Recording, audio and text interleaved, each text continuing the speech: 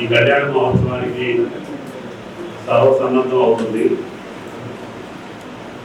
అధికారులతో అందరితో కూడా అన్ని డిపార్ట్మెంట్ తోటి కలెక్టర్ గారు టైంకి రివ్యూ చేసుకొని అరేంజ్మెంట్స్ అన్ని పక్కాగా ఉన్నాయని కేవలం పరిశీలన కోసం మాత్రమే వచ్చాను. చాలా పక్కా దాంతో కలెక్టర్ గారు కార్యక్రమం తీసుకున్నారు కాబట్టి అధికారులందరికీ కూడా విజ్ఞప్తి చేశాను. దయచేసి 3-4 రోజులు ఈ యొక్క కార్యక్రమం పూర్తయ్యేదాకా అందరూ జాగ్రత్తలతో ఉండాలని చెప్పి ప్రార్థిస్తున్నాం. వాళ్ళు కూడా అదే పద్ధతితోటి కార్యక్రమాలు నిర్వహిస్తామని చెప్పారు. అందరినీ సమన్వయం చేసుకుంటూ కలెక్టర్ గారు, రాహుల్ గారు, అడిషనల్ కలెక్టర్స్, ఎస్పీ గారు ఈ మహత్కార్యాన్ని, ఈ లోక కళ్యాణం జరుగుతున్నటువంటి శ్రీరాముల కళ్యాణం మరుసటి రోజు పట్టాభిషేకానికి కూడా ఈ రాష్ట్ర కావడానికి ఆయన గారు కూడా వచ్చే అవకాశం ఉంది.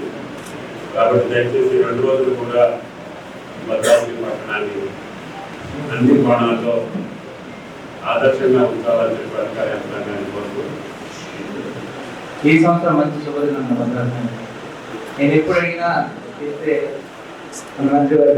భద్రాచలం అని ఒక కోరిక కూడా ఏజెన్సీ ప్రాంతాన్ని గాలిలో తీసుకెళ్ళాలి. అదేవిధంగా భద్రాచలం చెప్పులు కూడా ఒక అయోధ్యలోనే అటు అయోధ్య అంటే ఇటు 2వ అయోధ్యగా డెవలప్ చేయాలని ఆశతో ఈరోజు భద్రాచలం టెంపుల్ డెవలప్మెంట్ కూడా 34 కోట్ల రూపాయలు రిలీజ్ చేసి ఆల్రెడీ ల్యాండ్ ఎక్విప్మెంట్ కూడా ఇవ్వడం జరిగింది.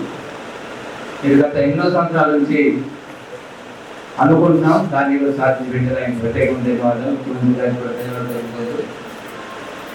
అదేవిధంగా ఈరోజు రేపు ఏదైతే శ్రీ సీతారామ కళ్యాణం వైభవంగా జరగాలి, అందరి అధికారులు కూడా ఒక మనసుతో ఐక్యతతో అనే పదంతో వెళ్ళాలని, ఎక్కడ చిన్నది మార్పు ఉన్నా అది మార్పు అది రాష్ట్ర వ్యాప్తంగా కలెక్టర్ గారికి, ఎస్సీ గారికి, రాష్ట్ర వ్యాప్తంగా అందరి మధ్యలో ఉంటుంది. వచ్చిన అధికారులు ఈరోజు దేవుల వాతావరణం బాగుండాలి, ముఖ్యమంత్రి గారు రావాలని నేను కోరుకుంటున్నాను. ఎందుకంటే చాలా సంవత్సరాల నుంచి, గత 10 సంవత్సరాల నుంచి ఆఫ్టర్ బైఫర్కేషన్ తర్వాత భద్రాచలం అనేది కొద్దిగా టెంపుల్ డెవలప్మెంట్ అనేది కొద్దిగా ఇగ్నోర్ అయింది.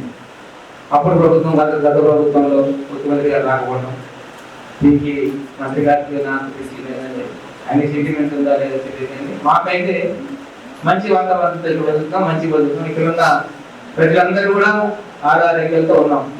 ఈ కళ్యాణ మహోత్సవాన్ని చాలా చక్కగా ఎక్కడ ఇబ్బంది రాకుండా, ఎవరు కూడా ఇబ్బంది పడకుండా అన్ని శాఖల వాళ్ళు కూడా ఇంతకు మన ప్రజలు మంత్రి గారు చెప్పిన విధంగా కోఆర్డినేషన్ చేసుకొని ఈ మహత్తరమైనటువంటి దేవుని కళ్యాణాన్ని మనం చాలా వైభవంగా జరుపుకొని భద్రాచలంలోనే ఇది సౌత్ ఇండియాలోనే మనది పెద్ద మన పుణ్యక్షేత్రము. ఈ భద్రాచలానికి గత 10 సంవత్సరాలు గత పాలకులు రాలే. ఇప్పుడు మన ముఖ్యమంత్రి గారు రావడం, ఇక్కడ ఉన్నటువంటి సమస్యలన్నీ కూడా వారిని తీసుకోవడం, పెద్దలు తుమ్మల నాగేశ్వరరావు గారు ఈ ప్రాంత అభివృద్ధికి దోహదపడతారని చెప్పి ఈ సందర్భంగా మీ అందరికీ నేను సవినయంగా మనవి చేస్తూ ఈ అవకాశం ఇచ్చినటువంటి మీ అందరికీ పేరు పేరున ధన్యవాదాలు తెలియజేస్తూ